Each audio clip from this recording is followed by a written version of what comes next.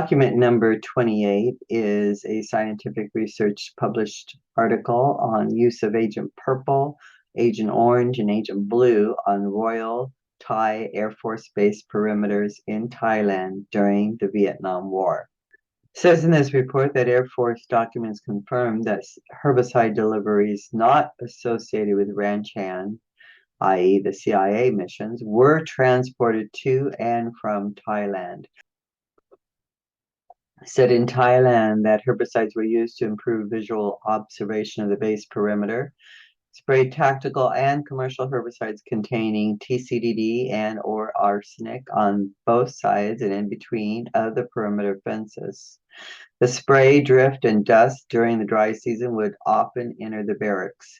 In addition, military personnel tracked mud contaminated with dioxin, TCDD, and or arsenic into the shops, barracks, office areas, the mess hall, and even the showers. And that's true of Panama as well. So there were many ways that a person not directly sprayed could have been exposed.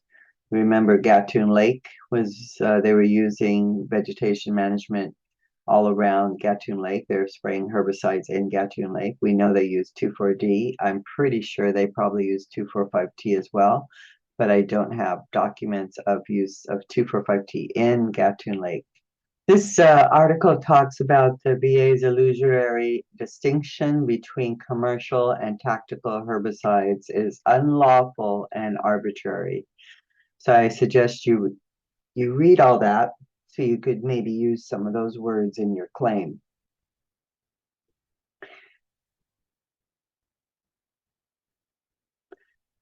And you can kind of get a gist of what I have discovered and why we are being blocked. It says the Veterans Administration, the VA, and this is about Thailand, with advice from the Department of Defense, constructed an arbitrary distinction between commercial and tactical herbicides. They routinely use this distinction as justification for denying Thailand exposure claims, just like they're doing for Panama now. However, historical documentation shows no evidence that the military made any distinction between tactical and commercial herbicides at the time of the Vietnam War. In fact, the distinction is notably absent from records until 2009 when VA published a memorandum for the record regarding herbicide use in Thailand during the Vietnam era. The memorandum of the record, which VA often cites in these cases as outdated, contained misleading and erroneous statements and was never intended for perimeter policy cases. Yet the VA, with the advice and support of the DoD, has used this memorandum and the so-called distinction between commercial and tactical herbicides to deny thousands of herbicide-related disability claims by Vietnam-era Thailand veterans. Same thing with Panama. They're just completely ignoring us, even though Alvin Young himself has testified that there is no difference in the dioxin content. And he was in the hearing in 1978, as we saw, and he heard with his own ears that there was never anything special made for Agent Orange. It was always just an agricultural product that was used tactically in war. Document number 29 is the herbicide manual for non-cropland weeds in 1970, and it is the corporate author is United States Department of Defense, and this is the manual that we saw a little earlier for 1989. This is the earlier model from 1970, used by all the services, and if you search through here for the 2,4-D and 2,4,5-T, you will find in here that they used it all over the place. On golf courses, just search for 2,4,5-T and you'll find out. And this also was in the Dr. Alvin Young's collection, apparently. That's where this came from. And in the manual for all services, it tells us to dispose of empty containers by burying them at least 18 inches deep in an isolated area away from water supplies or high water tables. Alvin Young said that would never have happened, but yet this is what the manual told people to do. Drift occurs not only with the volatile herbicides, such as the high volatile esters of 2,4-D and 2,4,5-T, but also from a spray that has been atomized into a mist by high pressure and small nozzle opening, whether the formulation is volatile or not. It says in this manual that the greatest dangers come from drift, runoff, improper application, and leaching into roots of desirable species under the treated area. Drift hazards are greatest when growth regulating herbicides such as 2,4-D and 2,4,5-T. There it is again. This is 1970, and they're calling 2,4-D and 2,4,5-T growth regulating herbicides. And in 1978 onward, we see growth regulators and herbicides shipped to Panama. See, they use 2,4-D and 2,4,5-T routinely on poison ivy and poison oak and poison sumac to keep the military comfortable when they were out in the field. Document number 30 is a quote by Dr. Wayne Dwernychuk. And Dr. Wayne Dwernychuk, you can see his curriculum vitae on my blog number 8, I think it is. And he is Agent Orange expert of the world, and he and Hatfield went to Vietnam, and they found dioxin in Vietnam. And he was Dr. Dwernychuk was the one who had to tell the ambassador in Vietnam that they had found dioxin, and he helped the Vietnam veterans win their case. And so by doing so, by finding the dioxin. So when I was writing my book, I had written to him to ask, what I had written to Hatfield Consultants, because I figured if anybody knew if this stuff that I found on the U.S. Commerce records was the same as went to Vietnam, they would know. And so this is what he wrote. And you can skip through and read it for yourself and turn me off, but I'm going to read it because some people may be on their phones watching, and maybe they'll appreciate it being read to them. So this is a quote. Toxic chemicals referred to here may have been a 50-50 mixture of herbicides 2,4-D and 2,4,5-T, otherwise commonly known as Agent Orange, AO, and or 2,4,5-T in isolation from other herbicides. The term orange herbicide, as labeled by the U.S. military, was a 50-50 formulation of 2,4-D and 2,4,5-T to definite specifications of the U.S. military. During the manufacture of 2,4,5-T, the toxic chemical 2,3,7,8 tetrachlorobenzopidioxin, TCDD, was generated and was initially an unknown toxin in this herbicide. By the mid-1970s, the presence of TCDD in 2,4,5-T was commonly known. However, there is evidence that TCDD was known as a byproduct of the 2,4,5-T manufacturing process back to the mid-1960s. Herbicides were also used for perimeter spraying and reducing vegetation along right-of-ways and roadsides in the PCZ, the Panama Canal Zone. Table 2, titled Schedule B, Commodity by Country, Domestic Merchandise, clearly shows the transport and exportation of the herbicides 2,4-D and 2,4,5-T to Panama 1973 to 1977. That's those years that I had sent to him at the time. It is unclear whether these two herbicides were in fact in an Agent Orange composition as defined by U.S. military specifications as a shipping commodity, or they were shipped separately. They may have been mixed on site in the Panama Canal Zone or were conceivably applied separately. However, with respect to toxicological properties, it makes no matter whether these two herbicides were mixed or not. The very fact that 2,4,5-T was used is sufficient grounds to conclude that TCD was applied wherever 2,4,5-T was used as a vegetation control agent.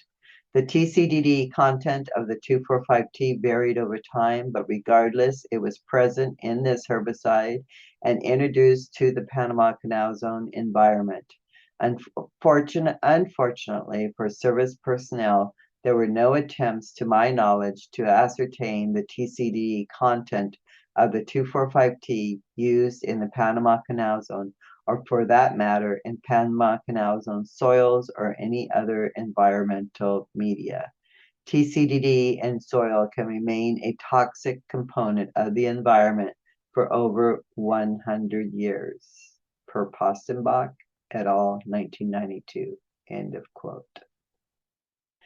So to me, that means that anybody that was in the Panama Canal Zone could have been exposed to dioxin, and with the drift and the small area that we were in and all the different bases and all the millions of pounds of this stuff and different herbicides that were there, we were certainly exposed. Document number 31, I'm very proud of course, because I am a co-author of, and all my research has paid off to help, hopefully to help the Panama veterans. Long-term environmental impacts of pesticide and herbicide use in the Panama Canal Zone. I invite you to read it if you haven't read it already, and please download it and share it with anyone you can. I do believe that we were exposed to many things in Panama, and I hope that someday we get due justice. Document number 32 is a win for a Panama veteran. And so I'm going to open that. I have a couple of wins and a couple of denials here for you to look at and to see how they wrote it and what the judges said. So the citation number is there, and this was a 2020 case. And this was a person that was denied prior in 2018 with IHD, and new evidence was received after the denial in 2018, so he could reopen his case. So you have new evidence now. If you haven't submitted the shipment records before, you have new evidence to reopen your case. So if you had a case open already, I am not an attorney, I am not a VSO, but if you had help before, go talk to them and see what you can do about it, because there might be something you can do. I do know of a person who reopened their case right here. So you can read about how that went and everything, but the main thing is down here. It says